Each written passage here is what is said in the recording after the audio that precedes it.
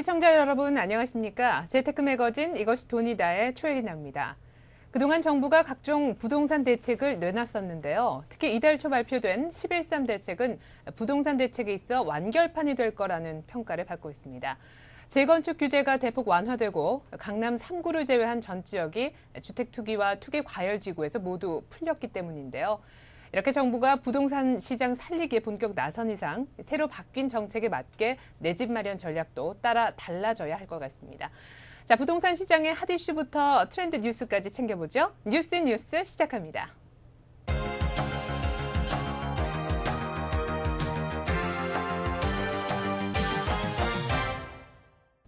네, 서울경제신문 서일범 기자와 함께하겠습니다. 안녕하십니까? 네, 안녕하세요. 정부가 11.3 부동산 대책을 내놓으면서 상당한 파급 효과가 예상이 되는데요. 특별히 재건축 아파트 값이 반등하지 않을까 싶은데 어떻게 보십니까? 네, 우선 가장 관심을 끄는 곳은 소형 및 임대주택 의무 비율이 완화되고 용적률이 상향된 재건축 단지입니다. 특히 그동안 사업성이 낮아 재건축이 지지부진했던 강남권 재건축 단지에 가장 많은 관심이 쏠리고 있는데요. 규제가 해제되면서 조합원은 더 넓은 집으로 옮겨갈 수 있게 되고 일반 분양 가구 수도 늘어나 재건축 때 추가로 내야 하는 돈이 줄어들 수 있기 때문입니다. 실제로 강남권 재건축 아파트의 랜드마크라고 할 수 있는 대치동 음마아파트 102제곱미터형은 정책 발표 직전 7억 5천만 원까지 떨어졌던 호가가 불과 몇 주 만에 1억 원 가까이 수치 상승하는 등 급등세를 보이기도 했습니다. 네, 그러니까 강남권 재건축 아파트의 값이 지금 상승을 하고 있다는 말씀이신 것 같은데요. 하지만 지금까지 최근에 강남권 아파트 값이 크게 떨어지지 않았습니까? 그러다 보니까 이참에 한번 강남에 좀 진입을 해봐야 되겠다라고 야심차게 생각하신 분들한테는 그야말로 뭐 날벼락 같은 소식이 될 수도 있을 것 같은데 그런 분들은 내 집 마련 전략을 좀 다시 세워야겠군요. 네, 맞습니다. 실제로 강남, 서초, 송파구 등 강남 3구는 투기지역 해제에서 유일하게 제외돼 담보 인정 비율인 LTV와 총부채 상환 비율인 DTI 등의 금융 규제도 그대로 받게 되면서 실수요자 입장에서는 더욱 부담이 클 것 같습니다. 투기지역에서 풀리면 구입하는 집값의 60% 선까지 대출을 받을 수 있게 되는데 투기지역에 묶여있을 경우 40%로 대출 총액이 크게 줄어들기 때문입니다. 예를 들어 3억 원 아파트를 강북에서 사면 1억 8천만 원까지 대출을 받을 수 있지만 강남에서 사면 1억 2천만 원으로 대출 금액이 줄어드는 셈입니다. 때문에 집값이 많이 내려간 버블7에서 아파트 구입을 노렸던 수요자라면 강남 3구를 제외한 분당, 용인, 목동 등의 급매물을 노리는 것도 하나의 방법이 될 수 있습니다. 강남 재건축 아파트 값이 오르면 분당, 용인, 목동 등의 중대형도 덩달아 집값이 오를 수 있기 때문입니다. 네, 맞아요. 그동안 그 강남을 비롯한 이른바 버블7 지역의 집값이 거의 추락하다시피 떨어졌었는데 골이 깊은 만큼 산도 얼마나 높은지 지켜봐야 될 것 같습니다. 자, 그러니까 강남 3구를 제외한 버블7 지역의 주택을 구입하는 것이 하나의 요령이 될 수 있다 이렇게 말씀을 해주셨는데요. 다음으로 주목해봐야 될 지역 또 아파트 어떤 곳이 있는지 알아보죠. 네, 다음으로는 투기 과열지구에서 해제되는 곳 가운데서 분양가 상향제 적용을 받지 않는 주택을 분양받는 법입니다.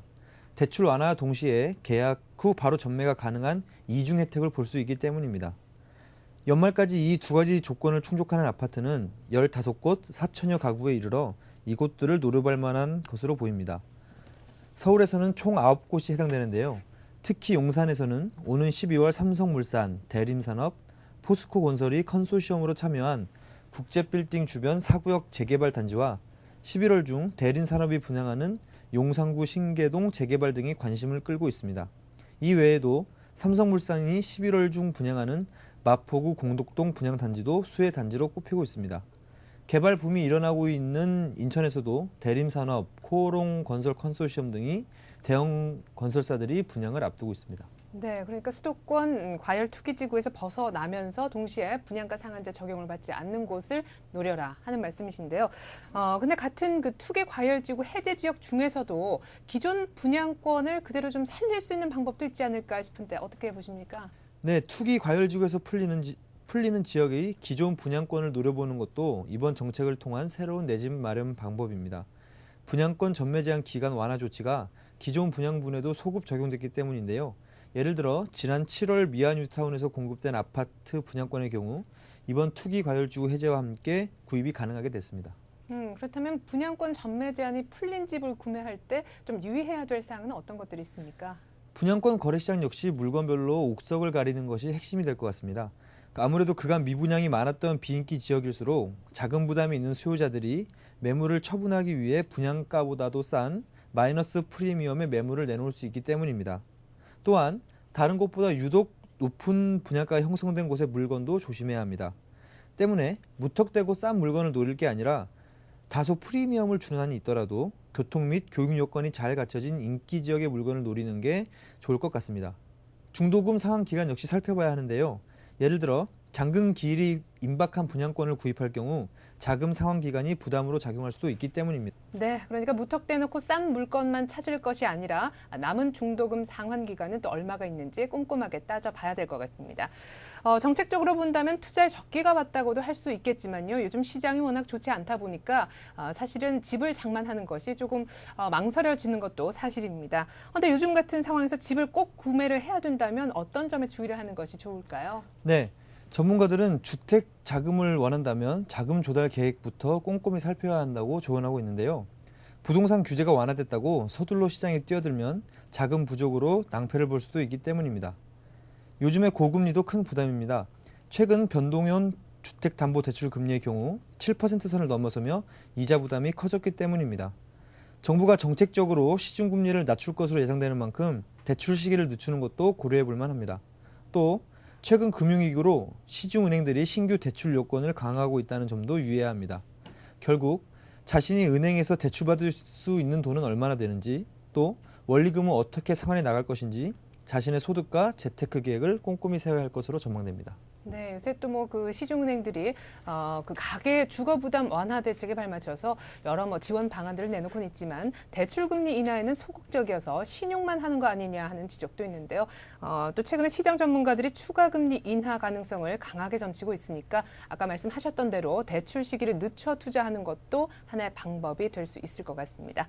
자, 이렇게 해서 지금까지 11.3 부동산 대책에 따른 내 집 마련 전략 세워봤습니다. 서 기자 말씀 잘 들었습니다. 감사합니다. 네, 방금 분양권 전매가 가능한 아파트를 노리는 것도 내 집 마련의 한 방법이 될 수 있다고 말씀을 드렸는데요.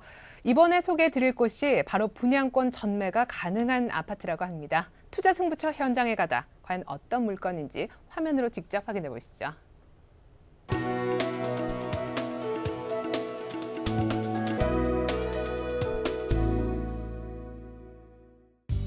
네, 투자 승부처 현장에 가다 김지수입니다. 낮은 분양 가격과 계약 조건 파격 변경. 이 높은 분양가로 한숨 짓던 수요자들에게 아주 좋은 소식이 아닐 수 없는데요. 오늘은 아주 저렴하게 나온 분양 물건이 있다고 해서 제가 찾아와 봤습니다. 바로 안양시 석수동에 위치한 관악역 이안 아파트인데요. 지금부터 살펴보실까요? 이안 관악역이 분양되고 있는 안양시 만안구 관악역 주변은 지하철 1호선, 광명역 KTX, 제2경인고속도로, 현재 한창 공사가 진행 중인 강남 순환고속도로의 교통 프리미엄이 예상되는 곳인데요.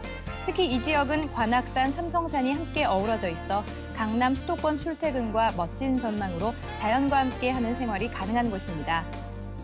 뿐만 아니라 광명 뉴타운, 안양 뉴타운 사업 계획이 추진 중에 있는데요.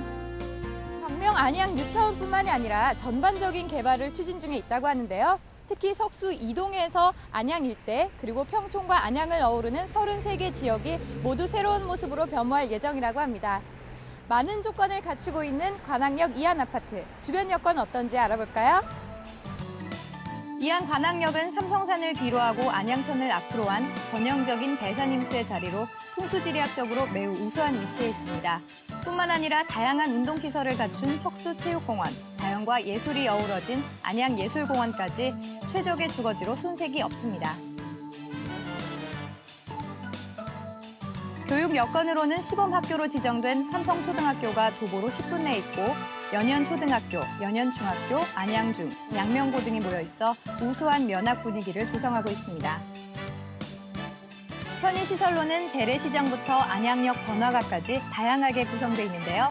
롯데백화점, 이마트를 비롯해 석수시장, 박달시장 등 재래시장이 인접해 있어 편리한 생활 환경을 제공하고 있습니다. 우수한 교통 여건과 자연 환경, 교육시설을 갖춘 이안 관악역 아파트. 6개 동 총 271세대가 들어설 예정인데요. 82제곱미터에서 153제곱미터까지 총 9가지 면적이 분양 중에 있습니다.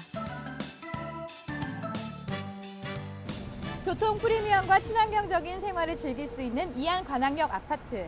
외부 만족 요인만큼이나 내부 요인도 참 궁금해지는데요.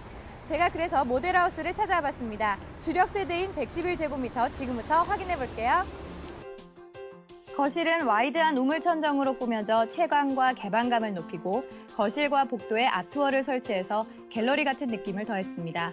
무엇보다 입주 시 발코니 확장을 전액 무료로 제공해 보다 공간을 넓게 사용하도록 배려했습니다.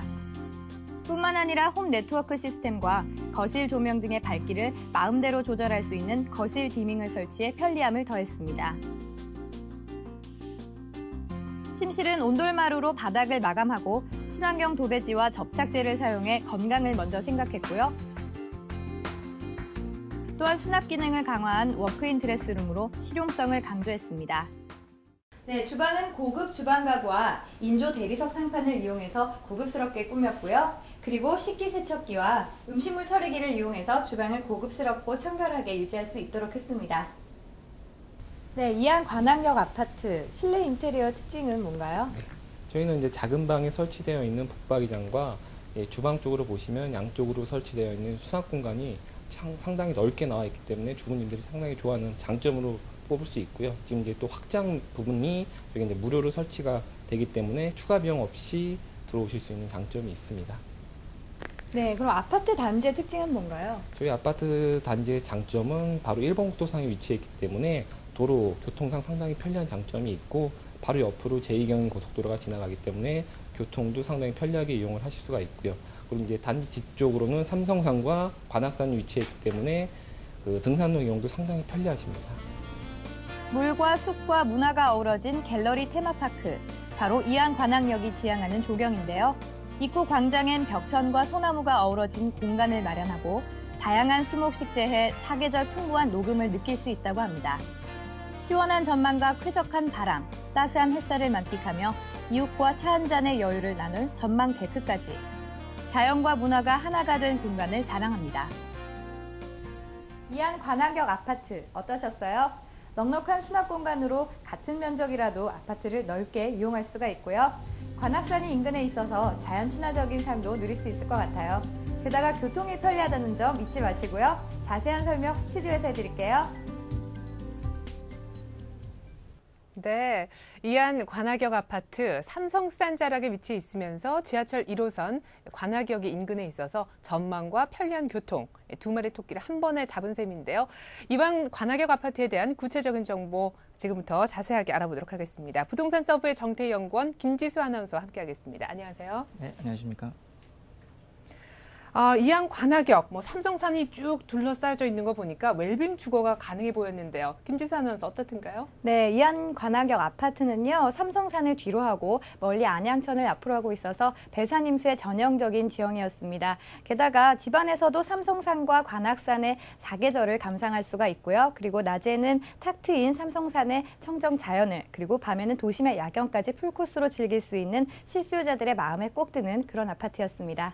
네, 정말 계절마다 새로운 모습을 선보이는 삼성산. 그러니까 자연이 만드는 작품을 집 안에서 감상할 수 있는 셈이로군요. 특별히 연세 있는 분들이 더 좋아할 만한 그런 조건이라는 생각이 드는데요. 본격적으로 아파트에 대해서 얘기하기에 앞서서 이 아파트가 위치하고 있는 안양시 석수동에 대한 특징부터 좀 짚어보도록 하겠습니다. 연구원님, 안양하면 서울의 턱밑이라고 불리지 않습니까? 네, 안양시 석수동은 안양천과 관악산 사이에 위치해 있고 경수산업도로와 지하철 1호선 관악역을 이용할 수가 있습니다.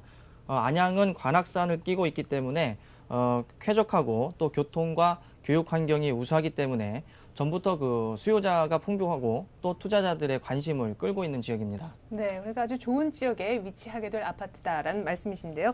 본격적으로 오늘 분양 물건에 대해서도 좀 구체적으로 소개를 계속해서 해주시죠. 네, 경기도 안양시 만안구 석수동 101-161번지 일대에 들어서게 되는 이안 관악역 아파트는 지하 3층에서 지상 15층 6개 동 총 271가구 중 205가구가 일반 분양됩니다.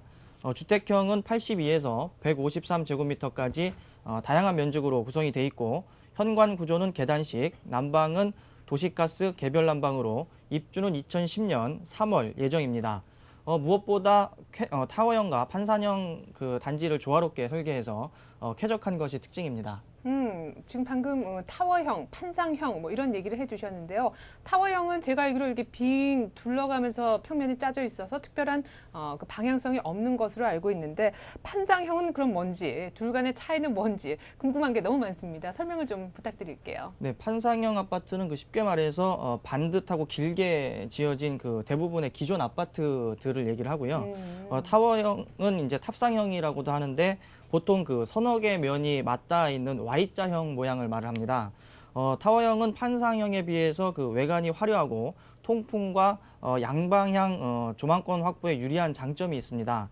이안 관악역은 그 앞의 단지가 뒤의 단지를 가리지 않게 동들을 엇갈리게 배치를 하고 또 모든 단지를 남동, 남서향으로 배치를 해서 일조권을 최대한 확보할 수 있도록 했습니다.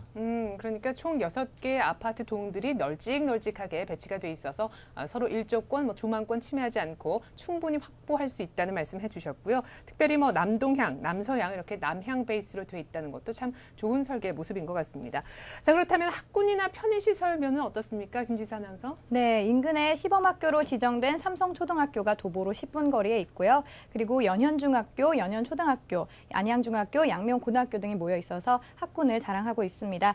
네, 또한 대림대학교, 경인교육대학교 경기 캠퍼스, 그리고 서울수 시립도서관 등 폭넓은 교육 환경을 갖추고 있습니다. 편의시설로는 재래시장부터 안양역 근처 번화가까지 다양하게 이용할 수가 있는데요. 뉴코아 백화점, 이마트, 석수시장, 박달시장 등이 인접해 있어서 생활하기에 편리한 지역이었습니다.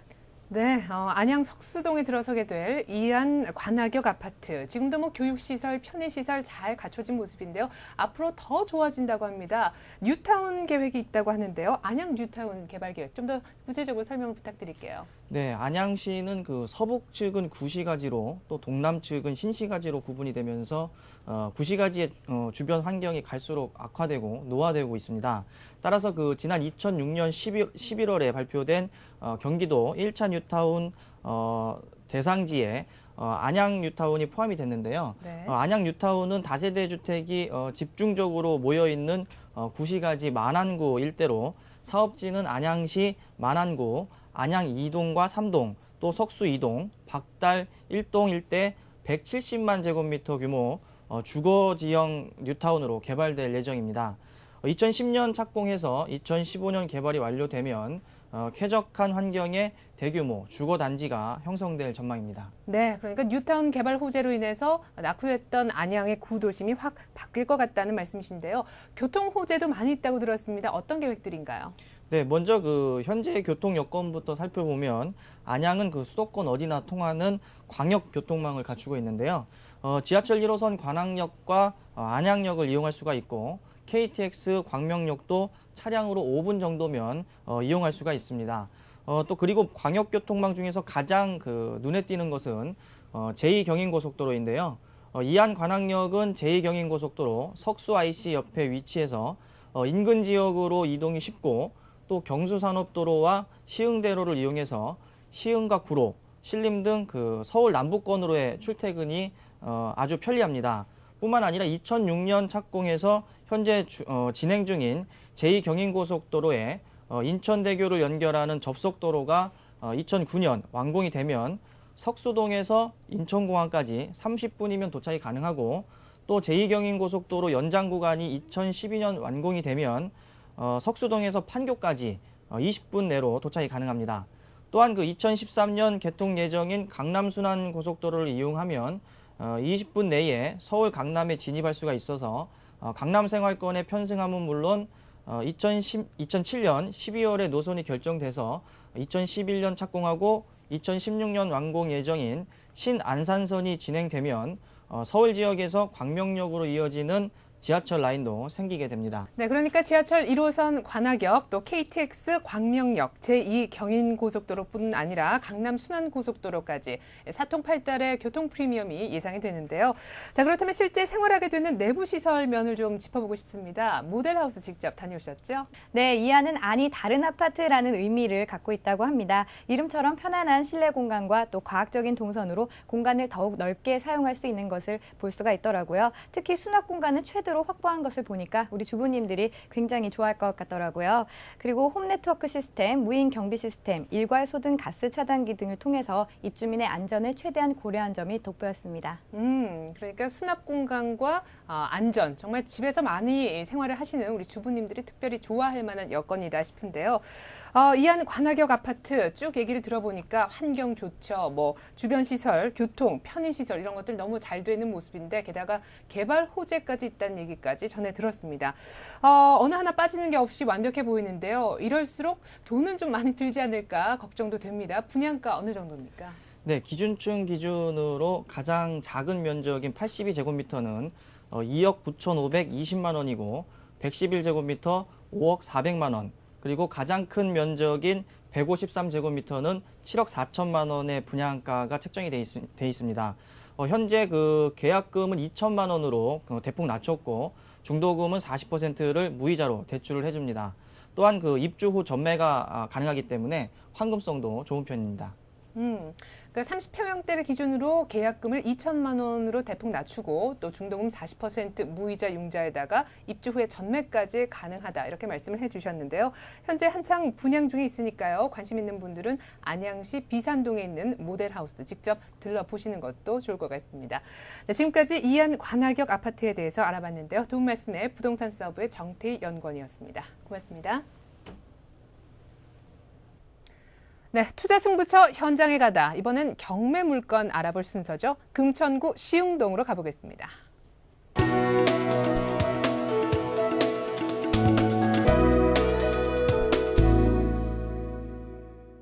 네, 투자 승부처 현장에 가다 김지수입니다.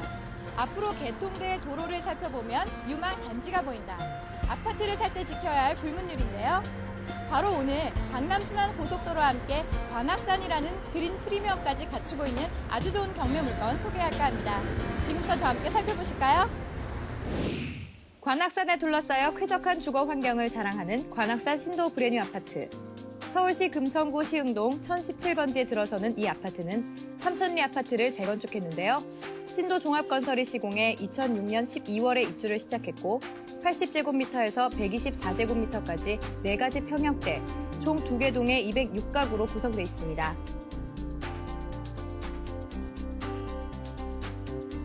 이번에 경매로 나온 백이동 506호는 건물 면적 84제곱미터, 대지 면적 42제곱미터로 총 15층 중에 5층에 위치해 있고요.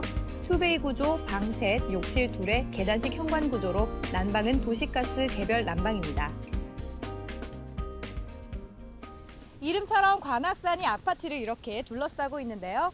서울 수도권 인근에서 이렇게 아름다운 산을 끼고 있는 아파트가 몇 곳이나 될까요? 아침 저녁으로 가족과 함께 산책하고 가벼운 운동도 즐길 수 있는 이곳. 바로 이것이 진정한 웰빙 아닐까요? 환경 친화적인 아파트로 앞으로도 꾸준히 인기를 누릴 관악산 신도 브랜뉴 아파트. 전 세대에서 관악산을 조망할 수 있고요. 약수터와 공원, 등산로를 쉽게 이용할 수 있는 장점이 있습니다. 서울 외곽에 위치해 있지만 시흥대로 남부순환도로, 시흥역, 서부간선도로와 근접해서 빠른 광역교통을 이용할 수가 있습니다. 그리고 아파트 앞으로 작년에 착공을 시작한 강남순환도시고속도로가 한창 진행 중인데요. 이 도시고속도로가 완공되면 남부순환로와 올림픽대로의 교통체증을 완화해서 이 부근의 교통 여건을 크게 개선해 아파트 가치에 영향을 줄 것으로 보입니다. 금천문화원, 구민도서관, 구민체육관의 다양한 문화생활과 중앙재래시장, 홈에버, 홈플러스, 롯데마트와 근접해 생활 편의시설을 잘 이용할 수 있습니다. 교육 환경도 우수한 편인데요. 백산초등학교, 금산초등학교, 시흥중학교, 동일여자중학교, 동일여자 전산디자인고등학교, 금천고등학교, 서울국악예고가 있습니다. 또한 인근의 시흥 3동과 5동이 금천 뉴타운으로 선정돼 개발이 진행되고 있어 휴강을 입을 것으로 예상되는 아파트라고 할 수 있습니다. 2006년 말 입주를 시작해 거의 새 아파트나 다름없는데요. 입주할 당시 참신한 인테리어로 분양 열기도 뜨거웠다고 합니다. 오늘 경매 매물로 나온 백이동 506호의 전입세대 열람을 확인해 본 결과 현재 김모 씨가 거주하고 있는 것으로 확인됐습니다. 금천구 시흥동에 위치한 관악산 신도브레뉴. 입주한 지 2년밖에 지나지 않아서 새 아파트로 인기를 끌 것 같은데요. 특히 강남 순환 도시고속도로와 함께 뉴타운 개발 호재로 앞으로 발전 잠재력이 큰 지역이라고 할 수 있겠습니다. 그럼 자세한 권리 분석 스튜디오에서 해드릴게요.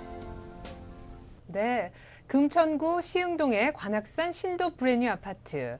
이 아파트 이름에 관악산이 있어서인지 몰라도 웰빙 생활을 그대로 누릴 수 있을 것 같은 느낌인데요. 리츠옥션의 한종태 팀장님 모시고 좀 더 자세한 얘기 나눠보도록 하겠습니다. 팀장님 안녕하세요. 네, 안녕하세요.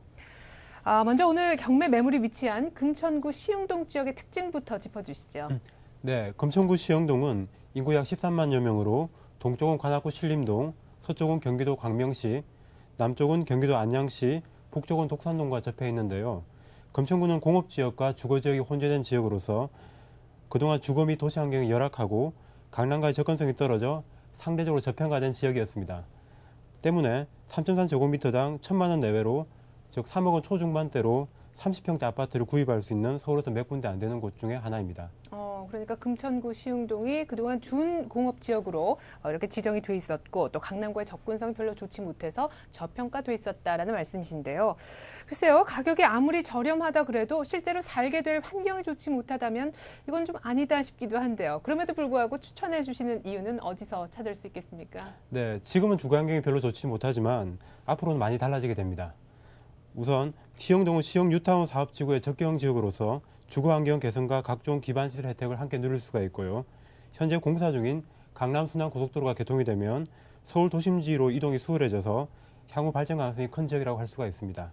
그리고 금천구는 다른 지역과 비교해서 부동산 가격 상승분 자체가 적었고 거품이 없는 지역이므로 가격이 떨어질 가능성이 적고 반대로 여러 가지 개발 호재로 인해서 가격 상승의 탄력성은 높은 지역이라고 볼 수가 있습니다. 그러니까 지금 저평가된 가격뿐만 아니라 앞으로 호재가 많이 있기 때문에 가격 상승만 남았다라고 말씀을 해주셨는데요. 오늘 물건이 시흥 뉴타운 수혜를 입는다면서요. 좀 더 자세한 설명 부탁드리겠습니다. 네, 지난 2005년 12월 29일 3차 뉴타운으로 지정된 시흥 뉴타운 사업지구는 금천구 시흥동 966번지 일대 63만 4천여 제곱미터 규모를 친환경적인 주거단지를 개발할 예정인데요. 2009년 착공을 시작해서 2015년 이후에 개발이 완료되면 기존 시흥동에 낙후된 주거지역이 신형 주거단지로 거듭나게 될 전망입니다. 이러한 역량으로 뉴타운 사업지구 인근에 있는 관악산 신도브레뉴 아파트의 경우 신형 주거지로 발전할 수 있는 계기가 될 것으로 생각이 됩니다. 네, 그러니까 금천구 시흥동이 뉴타운으로 지정이 되면서 개발이 되니까 아무래도 오늘 소개해드릴 신도 브랜뉴 아파트 역시 수혜를 입게 될 전망인데요. 그런 측면에서 볼 때 참 미래 가치가 충분한 아파트다라는 생각이 듭니다. 기본 정보 챙겨드릴게요. 네, 금천구 시흥동 관악산 신도 브랜뉴 아파트는 신도종합건설이 시공해서 2006년 12월 입주를 시작한 신규 아파트이며 총 2개 동 206세대로 이루어져 있고요. 계단식 구조의 도시가스 개별 난방이며 면적은 80제곱미터부터 124제곱미터까지 총 4가지 면적으로 구성되어 있습니다. 오늘 경매 매물로 나온 102동 506호는 총 15층 중 5층으로서 전용 면적 84제곱미터, 대지 면적 42제곱미터고요. 내부 구조는 투베이 구조로 방 3개, 욕실 2개를 갖고 있는 동양의 아파트입니다. 그러니까 2006년 말에 입주를 시작한 새 아파트인데다가 또 실수요층이 굉장히 두터운 104제곱미터 평형이라서 참 수요도 많이 있을 것 같습니다. 자, 그렇다면 경매 물건에 이상은 없는지 또 따져봐야 되겠죠? 권리 분석 들어갑니다. 네, 권리 분석을 꼼꼼히 살펴보면 이 물건의 경우 2007년 1월 30일 하나은행의 저당권 2억 1,240만 원이 설정되어 있고요. 2007년 7월 18일 기업은행의 저당권 2억 원, 2008년 6월 화신텍 시스템의 가압류와 한국스탠다드의 가압류, 신용보증기금의 가압류가 설정되어 있습니다. 2008년 7월에는 하나은행과 기업은행의 임의경매 개시 결정이 있습니다. 하지만 2007년 1월 30일 하나은행의 저당권이 말소 기준 권리로서 이후에 설정된 저당권, 가압류 등은 모두 말소되는 권리입니다. 따라서 매수인 입장에서는 인수할 금액이 전혀 없다고 볼 수 있습니다. 배당을 살펴보면 최저가인 2억 8,800만 원에 낙찰되었을 경우 1순위로 법원 경매 집행 비용으로 284만 원이 배당되고 2순위로 하나은행의 청구액 2억 1,240만 원 전액을 배당받고 3순위로 기업은행 2억 원 채권 중에서 7,270여만 원을 배당받게 됩니다. 그 이후에는 배당이 없습니다. 그런데 한 가지 주의할 점이 있는데요. 현재 등기부등본상에는 임차인 신고가 없고 소유자인 김모 씨가 거주하고 있는 것으로 나오는데 법원 현황 조사 때마다 부재 중에서 직접 확인하지 못한 것으로 보입니다. 그러니까 권리 분석상으로 아무런 문제가 없지만 현재 실거주하고 있는 사람이 누군지 이 부분이 확인이 되지 않고 있다라고 말씀을 해주셨는데요. 혹시 소유자가 아닌 다른 사람이 거주하고 있게 되면 어떻게 되는 겁니까? 네, 이 경매 물건의 경우는 매각 물건 명세서 및 집행관 현황 조사서 상에 임차인 신고가 없고 네. 세대혈안 기록을 봐도 소유자 외 다른 전입 기록이 없습니다. 네. 따라서 서류상으로는 아무런 하자가 없는 걸로 볼 수가 있습니다. 그러나 경매는 여러 가지 변수가 발생할 수 있기 때문에 반드시 현장을 가셔서 우편함이나 혹은 인근 주민 탐문을 통해서 점유 관계를 다시 한번 확인해 보시는 것이 좋겠습니다. 그러니까 혹시 모를 임차인이 있을지도 모르니까 이 부분 더블 체크를 해보시기 바라겠습니다. 자, 그렇다면 입찰가 쓰기 위한 필수 과정이죠. 주변 시세 알아볼게요. 김지수 아나운서. 네, 관악산 신도브레뉴 아파트 104제곱미터의 가장 최근 거래는요. 5월 말 3억 8,300만 원에 거래가 된 것인데요. 현재는 그 시세가 조금 달라졌습니다. 현재 국민은행 아파트 시세를 살펴보면 최저 2억 9,500만 원에서 최고 3억 4,500만 원 선으로 나와 있습니다. 인근의 벽산 아파트 105제곱미터도 3억 원에서 3억 5천만 원 선, 관악 우방 아파트 105제곱미터도 3억 5천만 원에서 3억 9천만 원 선으로 중형 아파트들이 거의 비슷한 가격을 형성하고 있었습니다. 시흥동의 관악산 신도브레뉴는 거래가 많지는 않았지만은요, 시흥 뉴타운 호재 때문인지 시세 차이도 크지 않았습니다. 네, 그러니까 거래도 좀 꾸준하고 가격 하락폭도 그다지 크지 않으니까 참 다행이다라고 생각이 드는데요. 자, 그렇다면 이제 주변 지역 슬슬 한번 둘러보죠. 주변 편의시설들 먼저 체크를 좀 해볼까요? 네, 인근의 관악산 국립공원과 대규모 녹지 공간이 있어서 주거 환경이 꽤 쾌적한 편이었고요. 먼저 학군을 살펴보면 금동초등학교, 백산초등학교, 동광초등학교, 시흥중고등학교가 있어서 통학하기에 편리했습니다. 그리고 홈에버, 홈플러스, 이마트, 중앙재래시장이 반경 3km 내에 위치해서요. 주거 지역으로서의 생활 환경은 편리한 편이었습니다. 그래요. 자, 그렇다면 교통면은 또 어떤지 이건 팀장님이 좀 짚어주시죠. 네, 그 지하철 1호선 시역역이 한 2km 가량 도보로는 불가능하고 마을버스를 이용해서 10분 정도 걸리기 때문에 대중교통은 다소 불편하다고 볼 수가 있습니다. 그러나 시흥대로와 서해안고속도로의 진출입로가 인접해 있어서 차량으로 서울 도심이나 타 지역으로 이동이 양호한 편입니다. 그리고 검천구 시흥동과 서초구 우면동을 잇는 강남순환고속도로가 2013년 개통 예정인데요. 이 동서구간을 잇는 강남순환고속도로가 개통이 되면 시흥동 일대를 지나 관악, 사당, 수수로 이어지기 때문에 향후 시흥동에서 강남까지의 교통거리가 20분대로 대폭 단축될 전망입니다. 네, 그러니까 강남 순환고속도로의 개통이 또 하나의 개발 호재가 된다는 말씀이시군요. 자, 이게 경매 물건이라는 거 잊지 않으셨을 텐데요. 경매 일정도 좀 챙겨보죠. 네, 서울시 금천구 시흥동 관악산 신도브레뉴 아파트 102동 506호에 대한 경매는요. 서울 남부지법 경매 5개에서 2008 타경 14,593번으로 오는 11월 28일 오전 10시에 진행될 예정입니다. 최초 감정가 3억 6천만 원에서 한 번 유찰돼서 감정가 대비 80%인 2억 8,800만 원의 최저가가 형성돼 있습니다. 네, 그동안 중공업 지역에 또 도심 접근성이 떨어진다는 점에서 저평가돼 왔던 금천구 시흥동, 앞으로 강남 순환고속도로가 개통이 되고요. 또 시흥 뉴타운까지 개발이 완료가 되면은 서울 남서권 일대 핵심 주거단지 역할을 수행할 수 있지 않을까 싶네요. 오늘 도움 말씀 주신 리치옥션의 한종태 팀장님, 그리고 현장 다녀오신 김지수 아나운서 수고 많으셨습니다. 고맙습니다.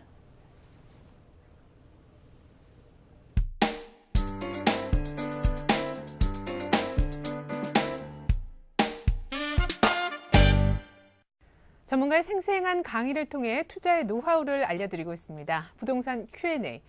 부동산을 현 시세보다 싸게 구입할 수 있는 투자 공황기의 틈새 시장이죠. 경매에 대해 알아보고 있는데요. 오늘은 그 두 번째 시간으로 경매에서 가장 중요하다 할 수 있는 권리 분석에 대해 꼼꼼하게 알아보겠습니다. 호원대학교 설춘환 교수님 자리하셨습니다. 안녕하세요. 안녕하세요. 교수님, 부동산 경매에 있어서 권리 분석이 가장 중요하다고들 하는데 권리 분석이란 뭔지 또 왜 필요한 건지 설명을 좀 해주시죠. 네, 그 권리 분석이 상당히 중요합니다. 일단 그 주변에 경매를 해서 많은 수익을 내셨다라고 하는 분들도 계실 테고 잘못해서 큰 손해를 입었다라고 하는 분들도 계실 텐데요.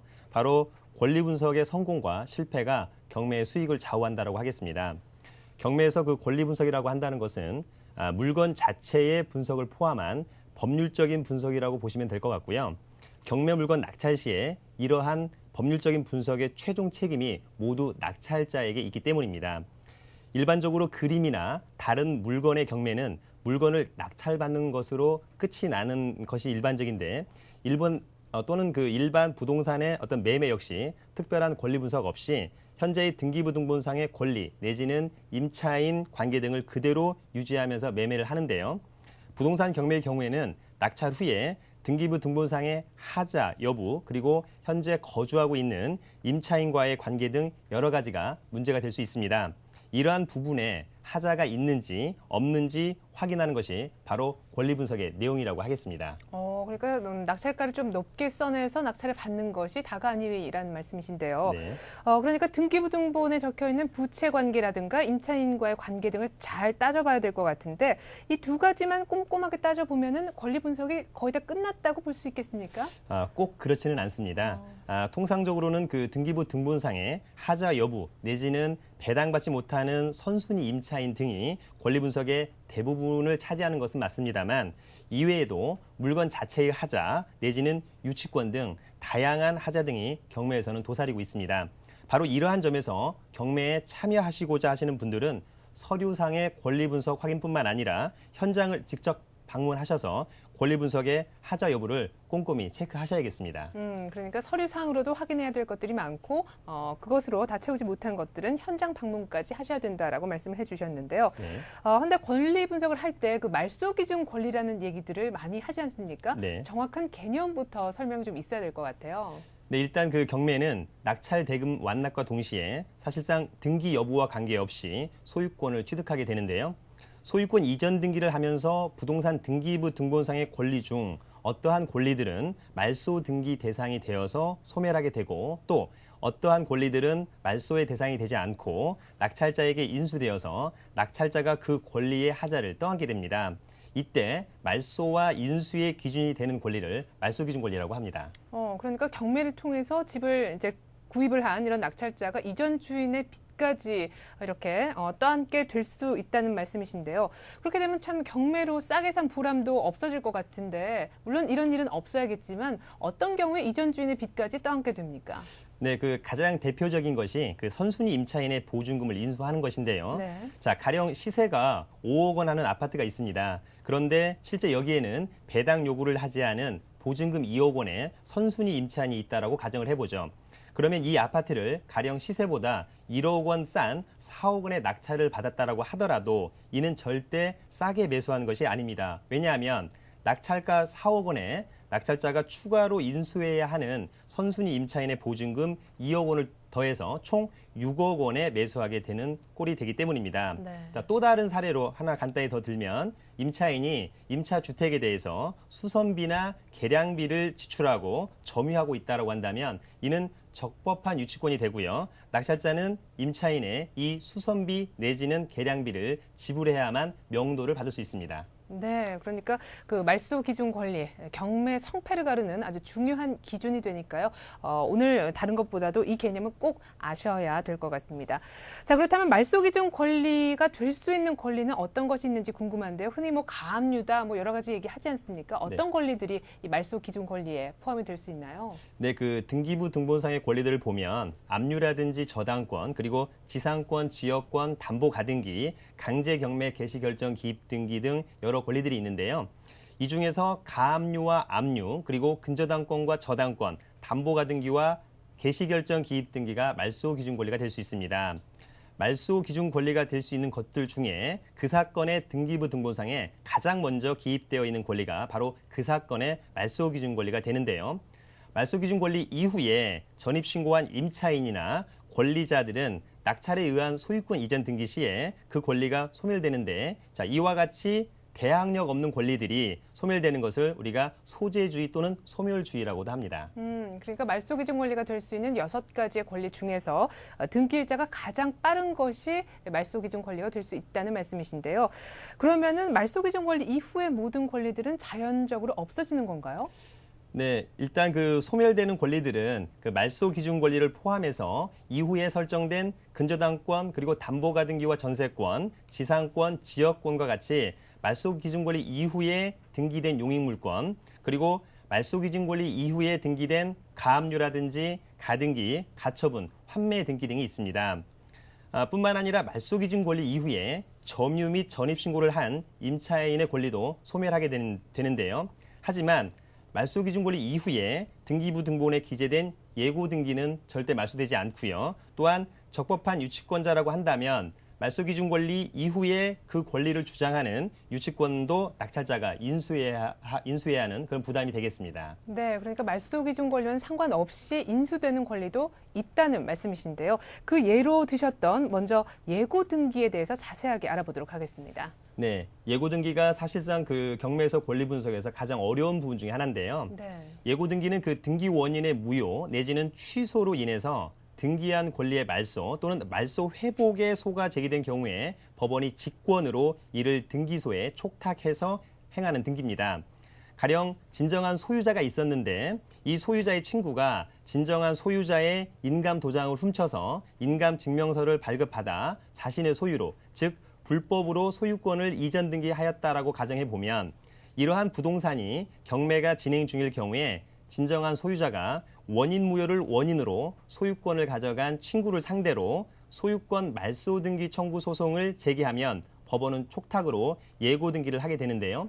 만약 이러한 예고 등기가 되어 있는 부동산을 낙찰받았다 하더라도 소송을 제기한 진정한 소유자가 친구를 상대로 소송에서 승소한다면 낙찰자는 소유권을 빼앗기게 됩니다. 따라서 낙찰자 입장에서는 상당히 조심해야 하는 것이 바로 예고 등기가 되겠습니다. 그러니까 해당 부동산에 지금 법적 소송이라든가 분쟁이 걸려 있으니까 좀 조심해라라고 법원이 미리 예고를 해주는 것이었군요. 이것이 네. 이제 예고 등기였고요. 계속해서 유치권에 대해서도 살펴보죠. 네, 경매물권에서 상당히 많이 차지하는 부분 중에 하나가 이제 유치권이 많이 언급이 되는데요. 유치권은 타인의 물건을 점유한 자가 그 물건에 관하여 생긴 채권이 변제기에 있는 경우에 그 채권을 변제받을 때까지 그 물건을 유치할 수 있는 권리를 말하는데요. 경매에서 대표적인 유치권은 공사대금이 대표적입니다. 가령 공사업자가 건물을 신축했는데 공사대금을 받지 못한 상태에서 건축주가 부도가 나고 그 건물이 경매로 나올 경우에 공사업자가 점유를 하면서 유치권을 주장할 수 있습니다. 만약 그렇게 되면 낙찰자는 이 유치권자가 주장하는 공사대금을 낙찰대금 이외에 추가로 지급해야 합니다. 네, 그러니까 입찰하고 싶은 그 경매물건의 등기부 등본에 방금 전에 이제 설명 쭉 해주신 예고 등기라든가 또 유치권 같은 것들이 있다면 다시 한번 주의를 해야 된다는 말씀이시군요. 네. 근데 그 경매물건을 확인할 때요, 현재 거주하고 있는 사람이 누군지 이 부분을 꼭 확인하라 하는 말을 많이 듣게 되는데 왜 중요한 거죠? 네, 특히 그 주택과 상가를 낙찰받을 경우에 임차인 존재 여부가 상당히 중요한데요. 그중에서도 선순위 임차인이 존재하는지가 권리 분석의 핵심이 되겠습니다. 만약 소유자가 직접 점유하고 있다면 특별한 문제가 되지는 않습니다만 말소기준 권리보다 앞서서 대항력을 갖추고 있는 임차인, 즉 우리가 흔히 이야기하는 선순위 임차인인데요. 만약에 선순위 임차인이 있다면 선순위 임차인이 배당 요구를 하거나 하지 않았거나 선순위 임차인이 배당받지 못한 보증금은 모두 낙찰자가 인수를 해야 합니다.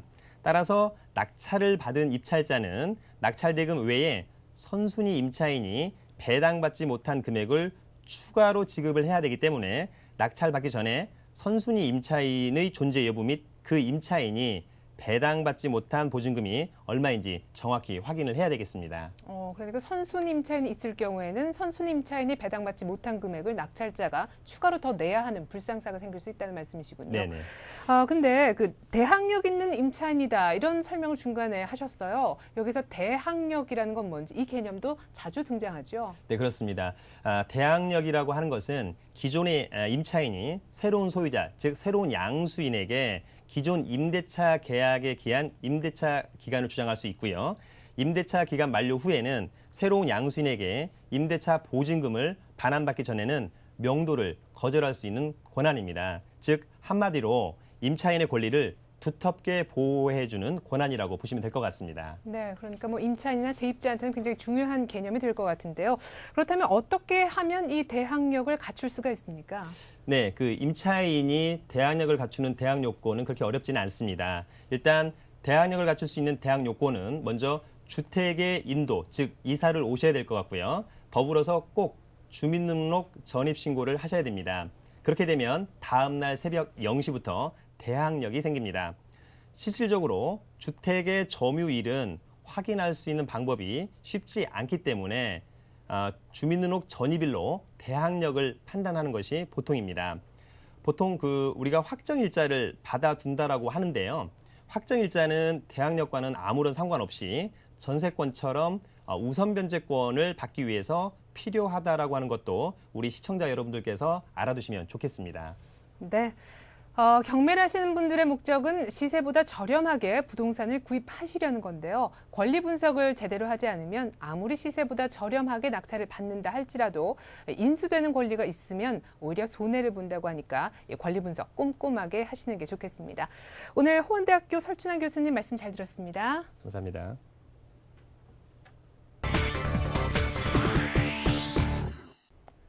근처에 고속도로가 뚫린다. 보통 이런 조건이 붙으면 교통 호재로 인식돼서 통상적으로 집값이 많이 올라갔었는데요.